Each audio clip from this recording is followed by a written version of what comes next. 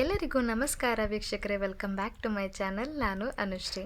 ನಾನು ಇವತ್ತಿನ ದಿನ ಮೆಂತ್ಯ ಬಾತನ್ನ ಯಾವ ರೀತಿ ಮಾಡೋದಂತ ತೋರಿಸ್ಕೊಡಕತ್ತೀನಿ ರೀ. ಯಾರೆಲ್ಲ ನಮ್ಮ ಚಾನಲ್ನ ನೀವು ಸಬ್ಸ್ಕ್ರೈಬ್ ಮಾಡ್ಕೊಂಡಿಲ್ಲ ಪ್ಲೀಸ್ ದಯವಿಟ್ಟು ಸಬ್ಸ್ಕ್ರೈಬ್ ಮಾಡ್ಕೊಳ್ಳಿ. ಹಾಗೆ ಬೆಲ್ ಬಟನ್ ಮೇಲೆ ಕ್ಲಿಕ್ ಮಾಡಿ ಒಂದು ಲೈಕ್ ಕೊಡಿರಿ.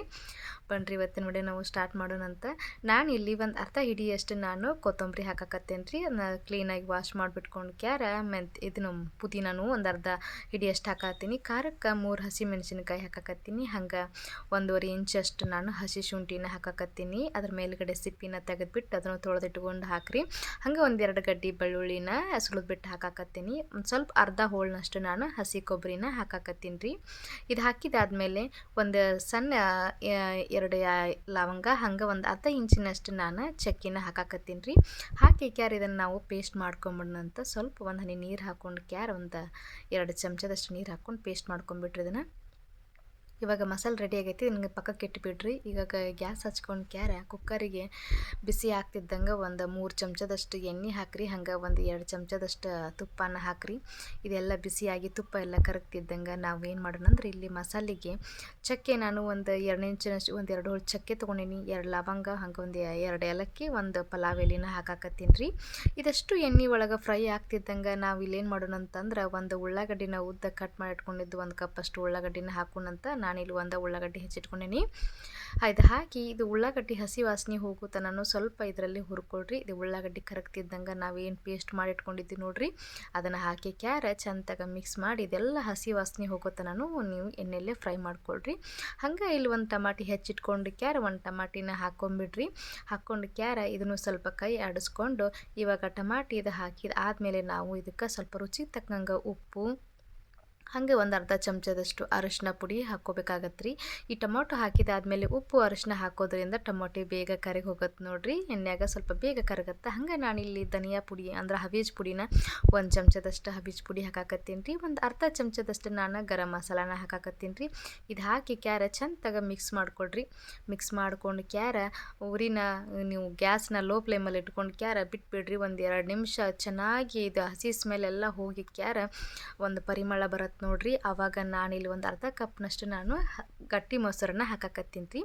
ಮೊಸರು ಹಾಕ್ಕೊಂಡು ಈ ರೀತಿ ಆಯಿಲ್ ಬರ್ಬೇಕು ರೀ. ಅದು ಆಯಿಲ್ ಬಿಡ್ಬೇಕು. ಮಸಾಲೆ ಎಲ್ಲ ಎಣ್ಣೆ ಒಳಗೆ ಕುದ್ದು ಈ ರೀತಿ ಹಿಂಗೆ ಆಗ್ತಿರ್ಬೇಕು. ಆವಾಗ ನಾವಿಲ್ಲಿ ಏನು ಮಾಡೋಣ ಅಂದ್ರೆ, ರಾತ್ರಿ ನಾನು ಹಸಿ ಬಟಾಣಿನ ನೆನೆ ಹಾಕಿದ್ದೆ ರೀ. ಬಟಾಣಿನ ಇವಾಗ ಇದು 1 ಕಪ್ನಷ್ಟು ನಾನು ಬಟಾಣಿನ ಹಾಕಾಕತ್ತೀನಿ.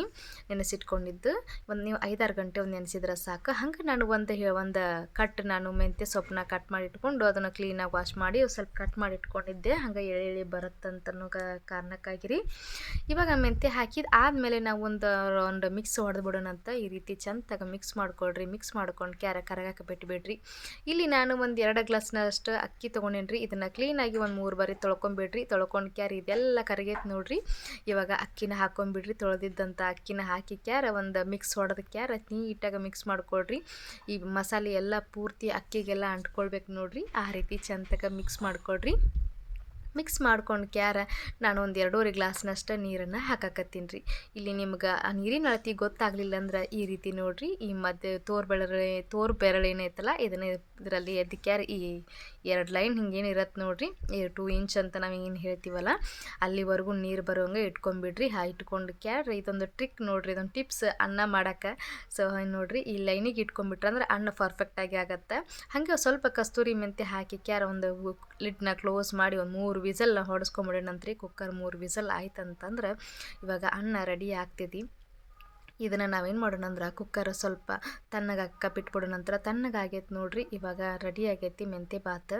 ಚಂದಾಗ ಪರಿಮಳ ಬರಾಕತ್ತೈತಿ ಭಾಳ ಮಸ್ತಂಗೆ. ಹಂಗೆ ಇಲ್ಲಿ ಒಂದು ಚಂದಾಗ ನಾವು ಮಿಕ್ಸ್ ಮಾಡ್ಕೊಳ್ಳೋಣಂತ. ಎಲ್ಲ ಮಿಕ್ಸ್ ಮಾಡ್ಕೊಂಡ್ವಿ ಅಂತಂದ್ರೆ ಈ ರೀತಿ ಆಗೈತೆ ನೋಡ್ರಿ. ನಾ ಹೇಳಿದ್ನಲ್ಲ, ಅಕ್ಕಿ ಅನ್ನ ಮಾಡೋಕ್ಕೆ ನೀರು ಅಳತಿ ಒಬ್ಬರಿಗೆ ಗೊತ್ತಾಗಂಗಿಲ್ಲ ಎಷ್ಟು ಇಡಬೇಕಂತ. ಈ ರೀತಿ ನೀವು ತೋರು ಬೆರಳದ ಅಥವಾ 3 ಬೆರಳು ಹಿಂಗೆ ಇಟ್ಟು ಈ 2ನೇ ಲೈನಿಗೆ ಏನು ಬರುತ್ತೆ ನೋಡ್ರಿ, ಅಲ್ಲಿ ನೀವು ಲೈನಿಗೆ ನೀರು ಇಟ್ಕೊಂಡ್ಬಿಟ್ರಿ ಅಂತಂದ್ರೆ ನಿಮಗೆ ಪರ್ಫೆಕ್ಟ್ ಆಗಿ ರೈಸ್ ಮಾಡೋದು ಅಳತಿ ಗೊತ್ತಾಗ್ಬಿಡತ್ತೆ. ನೋಡಿದ್ರಲ್ಲ, ಈ ರೀತಿ ಮೆಂತ್ಯ ಬಾತನ್ನ ಹೆಂಗೆ ಮಾಡೋದಂತ ನಾನು ನಿಮ್ಗೆ ತೋರಿಸ್ಕೊಟ್ಟೇನಿ. ಭಾಳ ಮಸ್ತ್ ಅಂದ್ರೆ ಮಸ್ತ್ ರೆಸಿಪಿ ಐತಿ. ಒಂದ್ಸಲ ಟ್ರೈ ಮಾಡಿರಿ ನೀವು ಮನ್ಯಾಗ. ಹೆಂಗೆ ಅನಿಸ್ತಂತ ನಮಗೆ ಕಮೆಂಟ್ ಮಾಡಿರಿ. ನಾನು ಮತ್ತೆ ಮುಂದಿನ ವಿಡಿಯೋದಾಗ ಸಿಗ್ತೀನಂತ. ಅಲ್ಲಿವರೆಗೂ ನೀವೇನು ಮಾಡಬೇಕಪ್ಪ ಅಂತಂದ್ರೆ, ಈ ಮೆಂತ್ಯ ಬಾತನ್ನ ಒಂದ್ಸಲ ಟ್ರೈ ಮಾಡಿರಿ. ಹಂಗೆ ನಿಮ್ಮ ಸಪೋರ್ಟ್ ನನಗೆ ಬೇಕು. ನಾನು ಮತ್ತೆ ಮುಂದಿನ ವಿಡಿಯೋದಾಗ ಸಿಗ್ತೀನಂತ್ರಿ. ನಮಸ್ಕಾರ.